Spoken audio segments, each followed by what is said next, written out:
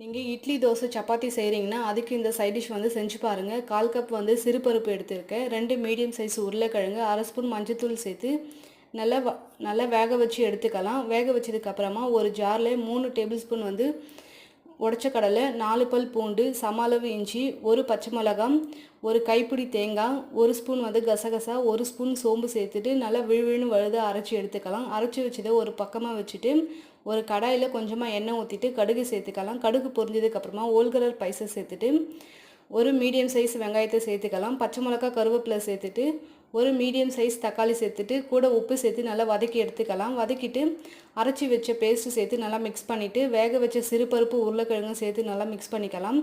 தேவையான அளவுக்கு தண்ணி ஊற்றி நல்லா கொதிக்க வச்சுட்டு கொதி வந்ததுக்கப்புறமா மல்லி இலையை தூவி இறக்கணும்னா சூப்பரான கும்பகோண கடப்பா ரெடி. நீங்களும் ட்ரை பண்ணி பாருங்கள். மறக்காமல் என்னோடய சேனலை சப்ஸ்கிரைப் பண்ணிவிடுங்க. இந்த டிஷ் எல்லா டிஃபனுக்குமே நல்லா